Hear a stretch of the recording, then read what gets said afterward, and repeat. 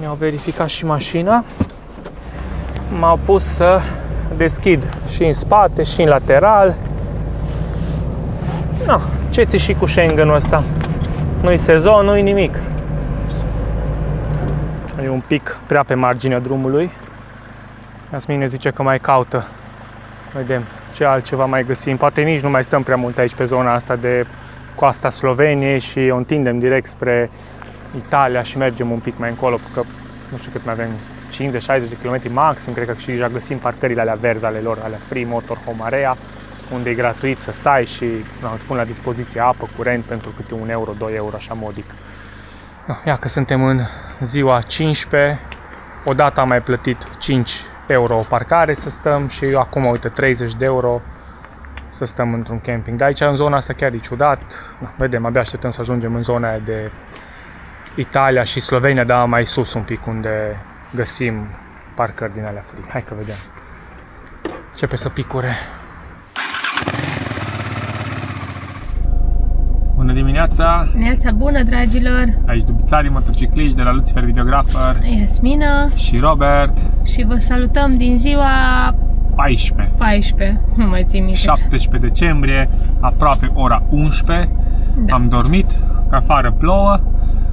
Uitați, asta este parcarea unde am stat astăzi, de fapt peste noapte. Se află în Rovinj, în Croația. Ieri am urcat din orașul Pula, că așa se numește, din peninsula Istria și am început să urcăm un pic așa spre nord. Am tot căutat parcări, am găsit ceva pe o plajă, se numește Cisterna, a fost foarte frumos, dar evident, uite, au venit ploile și am zis că nu aș rămâne acolo. Așa că am venit în oraș, am tot căutat parcări și l-am găsit și Jasmina până la urmă prin Park4Night și prin Google Maps, da, a găsit Wohnmobil Stellplatz, unde în full sezon este 10 euro pe noapte, iar acum în extra sezon 5 euro pe noapte. E o parcare mare pentru busuri, dar și pentru autorulote sau campere. Da. Mai sunt alte două dubițe aici lângă noi. Așa că am dat 5 euro și am stat liniștiți, fără stres. A fost ok, a fost liniște, a plouat mărunt. Kauflandul este vis-a-vis de drum. Mergem să mâncăm ceva și așteptăm să se oprească ploaia ca să putem vizita orașul Rovinj.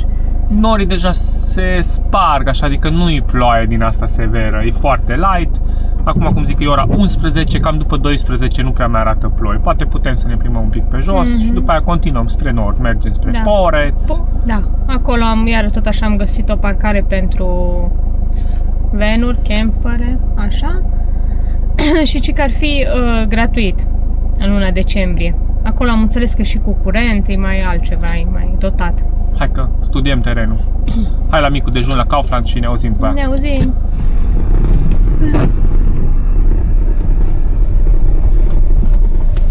Asta e neaia de muncă, vezi? Da, sunt fain.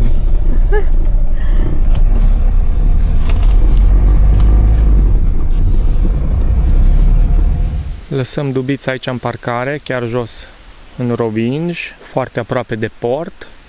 Ieșim din parcare, facem stânga, o luăm spre centru vechi. Partea faină că acum în extra sezon e 50 de eurocenți pe oră, e cel mai ieftin. În rest, în plină vară poate să ajungă și la aproape 3 euro și aproape 4 euro pe oră. Aici nu știu dacă nu e doar rezidențial sau ceva, că uite-te, cu barieră pe stradă, efectiv. Ce clădiri vechi pe aici. Nebunie. No, asta da, străduțe de centru vechi. Cât de interesant. Asta e Rovinjul. Uitați-vă aici ce piatră, ce străzi.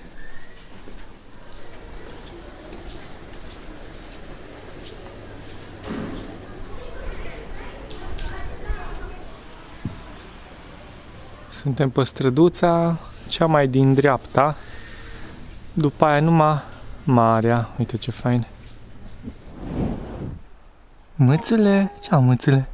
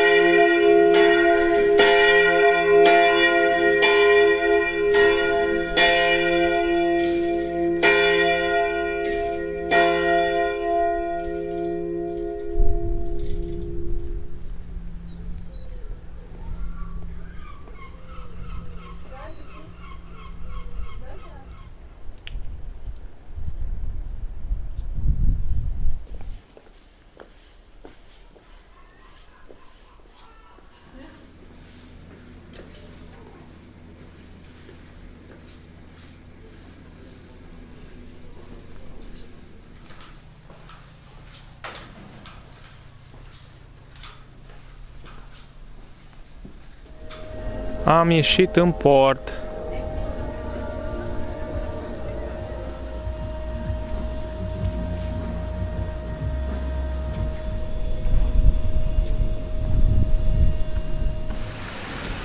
Hai că Robert are doar cu pizza lui la felie.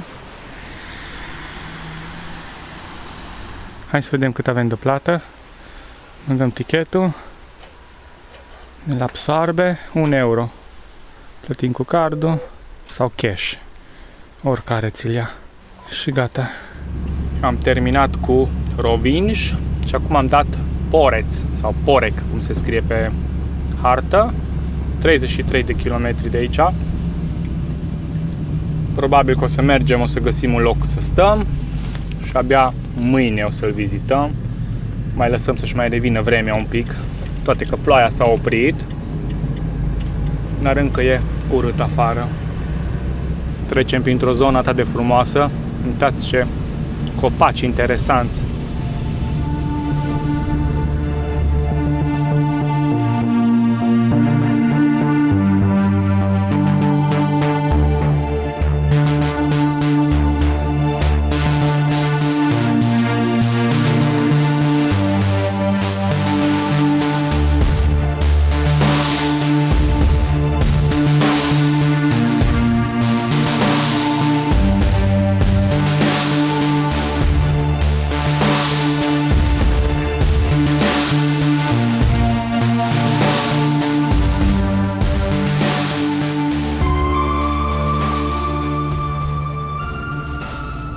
Am ajuns în Porec și suntem la 800 de metri de parcarea la care vrem să mergem și aparent, v-am spus, din ce am văzut noi, în luna decembrie ar trebui să fie gratuit la parcat. Hai să mergem să vedem. Și aici ar fi pe dreapta. Uite, scrie parking. Par niște bariere care sunt ridicate. Spațiul este arhi suficient.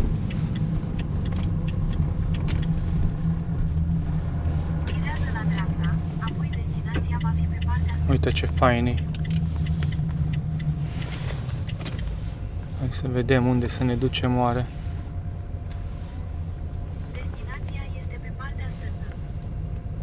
Uite că și din astea acoperite, dar nu vrem la acoperit. Eu m-aș duce undeva sus, în stânga. Aș lua-o, sincer. Sau aici, undeva în dreapta, dar e destul de înclinate.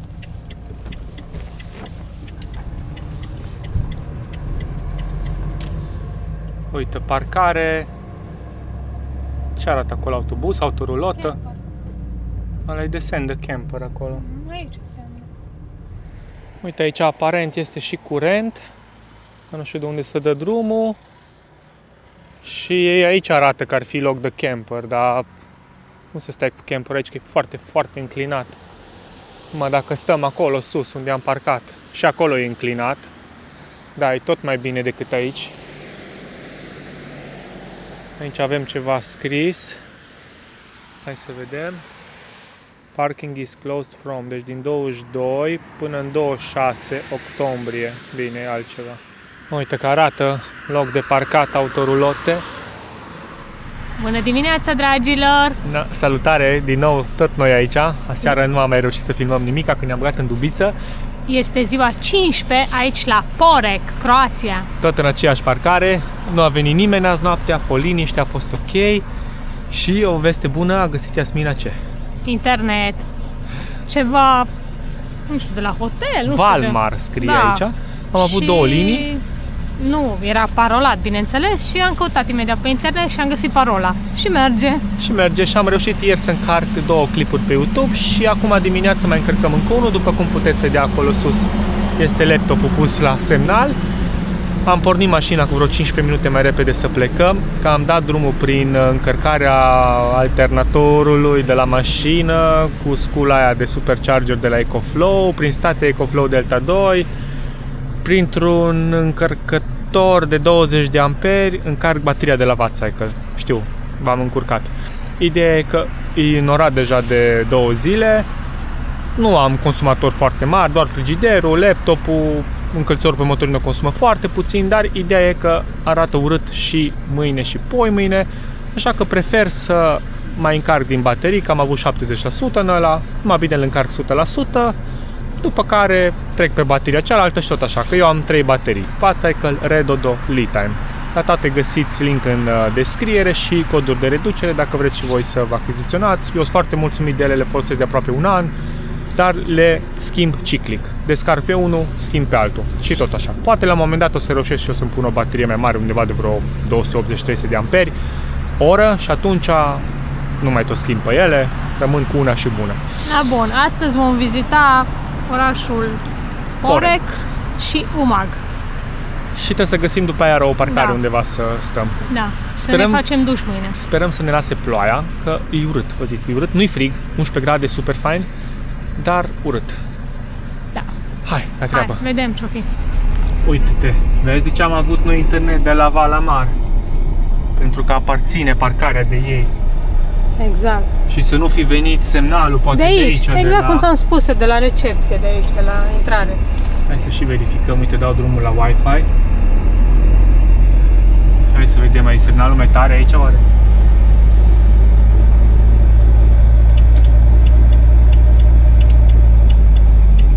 Da, da, 3 linii. Am găsit loc de parcare la Dubița. Hai să o luăm spre port.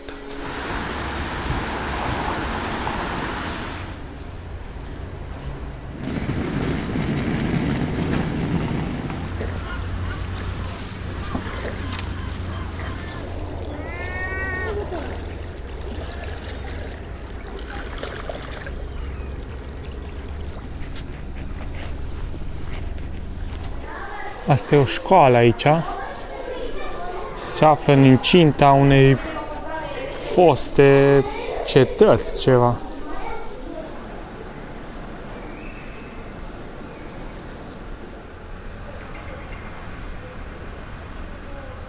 Am nimerit în târgul de Crăciun din Orec. Tot e pustiu.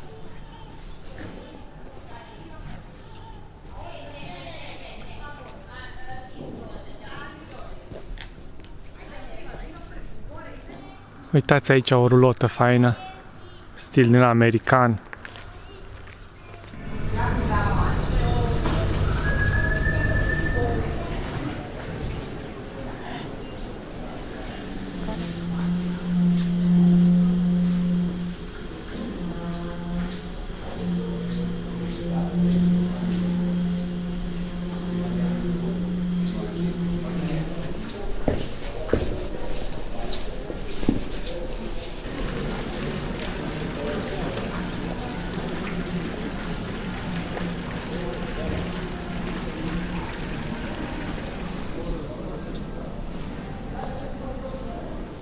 Oare dăm o bucă sau nu dăm?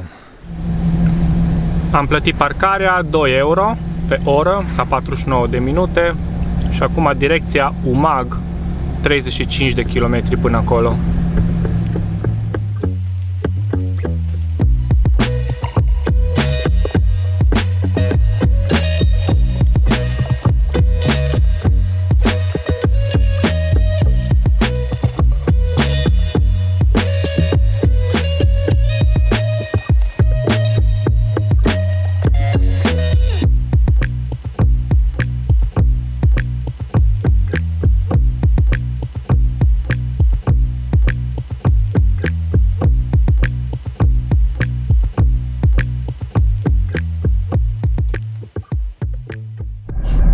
Bifat o parcare din asta mai centrală, fix în port. Apoi, în centru suntem.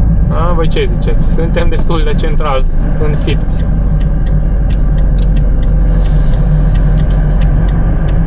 Nici nu mai trebuie să ne dăm jos, uite, vedem tot centrul de mașină. Parcare în dreapta, uite, și arată. Aici. Dacă este loc.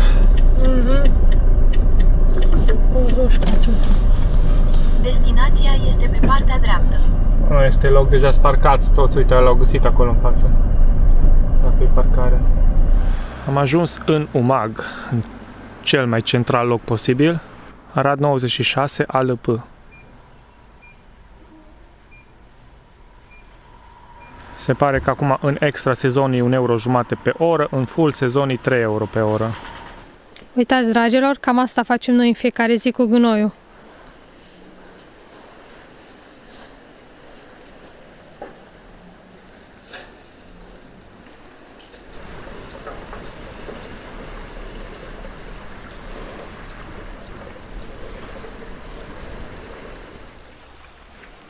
Să o luăm la pas printre clădiri.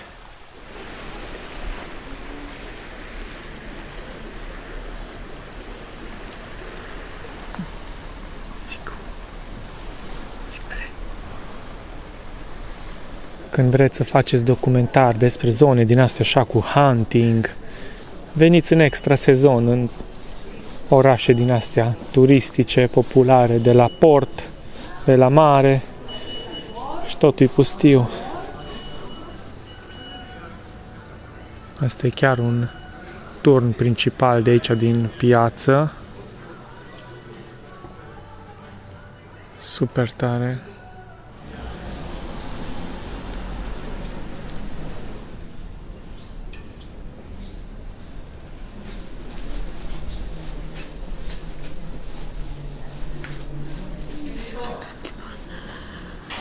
Ui?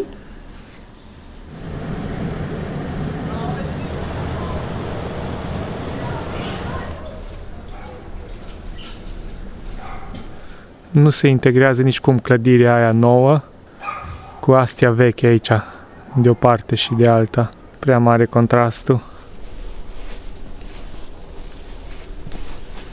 Asta e momentul când mânci salam și ea te întreabă, mai tai? Mai tai 2-3 felii. Asta cred că e cea mai nouă, cea mai modernă clădire din Umag, cel puțin pe care am văzut-o noi în plimbarea noastră. Am revenit la parcarea Minune, unde ne așteaptă Dubița. Mergem la ceva plajă, să vedem dacă putem sta peste noapte. Aproximativ 20 de minute, vreo 10 km până la acea parcare, plajă, vedem, nu știm exact ce e acolo. Nu știu.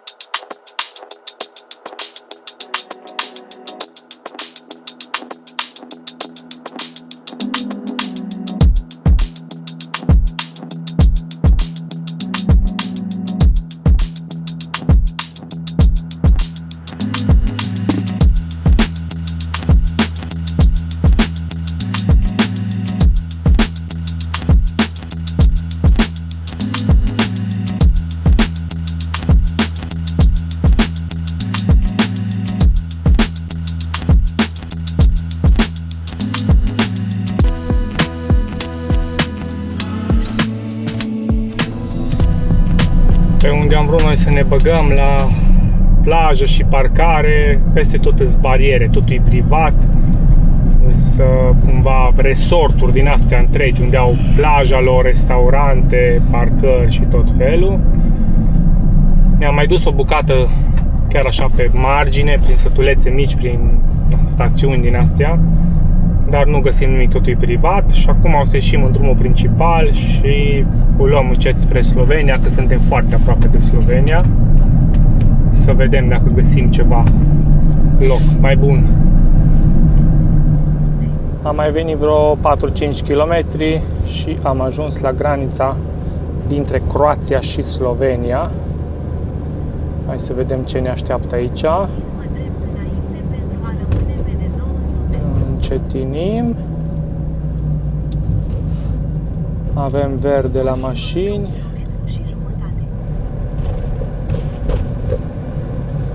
Și cam asta a fost trecerea. Apare Republica Slovenia. Da, deocamdată doar am ieșit din Croația. Uite că se pare că ne opresc.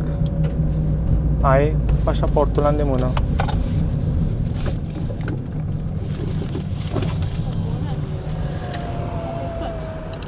Nu știu, hai să vedem.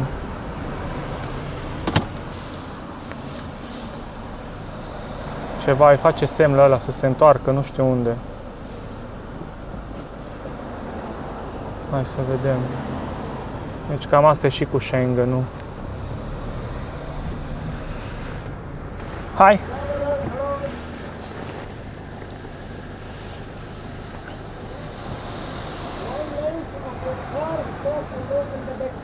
Ok.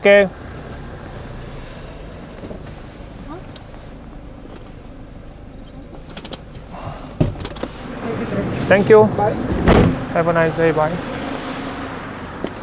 No, bun. Ne-au verificat și mașina. M-au pus să deschid și în spate și în lateral. No, ce ți și cu Schengen-ul ăsta? Nu-i sezon, nu-i nimic. Deci cam asta a fost și cu Croația oficial, am terminat. Urmează o nouă etapă. Vedem un pic din Slovenia și probabil un pic din Italia, după care iară un pic din Slovenia. Ceva de genul. Vedem. Am ajuns în zona Piran și am mai căutat pe Google Maps așa parcări și am găsit teoretic ceva aici în pădure, aparent pe marginea drumului așa, și scrie că ar fi gratuit să stai. Nu ți are nimeni treabă. Asta era în full sezon, deci cu atât mai puțin acum aici. Destinația este pe partea stângă. Da, rău nu-i, doar că ești chiar pe marginea drumului. E un pic prea pe marginea drumului. Iasmine zice că mai caută. Vedem ce altceva mai găsim. Poate nici nu mai stăm prea mult aici pe zona asta de coasta Sloveniei și o întindem direct spre Italia și mergem un pic mai încolo, că nu știu cât mai avem, 50-60 de km maxim, cred că și deja găsim parcările alea verzi ale lor, alea Free Motorhome Area, unde e gratuit să stai și îți pun la dispoziție apă, curent pentru câte 1 euro, 2 euro, așa modic. Aici ar fi ceva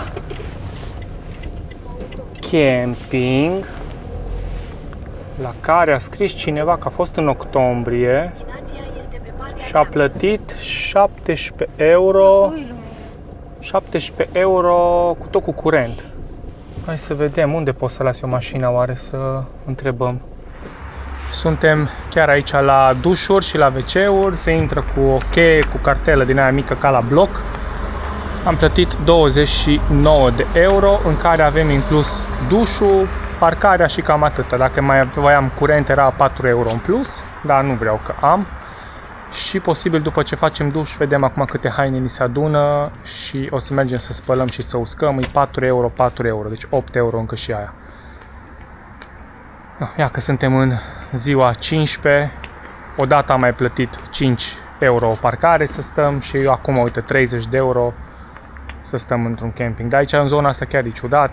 Vedem, abia așteptăm să ajungem în zona aia de Italia și Slovenia, dar mai sus un pic, unde găsim parcări din alea free. Hai că vedem. Începe să picure. Locația în rest e drăguță. Eu mă duc la duș. Mina merge să se usuce pe păr. Este uscător înăuntru. Oh, câta spațiu. Pe senzor ceva? Nu. Eu am făcut cu benzină, dar Da. uite aici. Aici avem ceva. Stai să dau La cu femeie eu n-am găsit. S-a făcut lumină în sat. Da. Eu deja sunt semi-gol. Hai că e fain. Uite, aici avem uscător, perfect. Evident că nu-i nimeni. Sunt 4 WC-uri, 3 pișătare, 2 bideuri, dincoace. Mai sunt încă 3 WC-uri, deci 2, în fine, sunt multe, sunt 4 dușuri și 5 WC-uri. Hai că mă bag într-unul din ăsta aici. S-au adunat haine de spălat, cam astea îs. Și acum să le băgăm aici.